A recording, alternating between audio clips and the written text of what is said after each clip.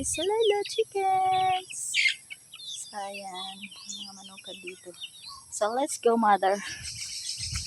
Si mother o go na go yan. Oo, done. Done. So kakain muna tayo for today's video ng bayabas. Wow. Ayan. Sumusunod sila sa amin, guys. Kung nasaan kami, oh. Naglalakad rin sila, oh. Hindi lang kami yung naglalakad, pati yung mga chickens na to. Ayan.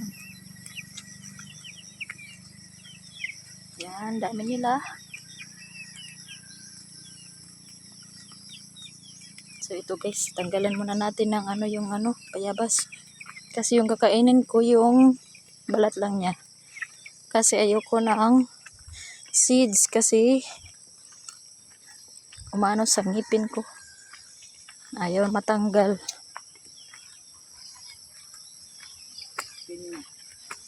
Yan, may pinya sila dito.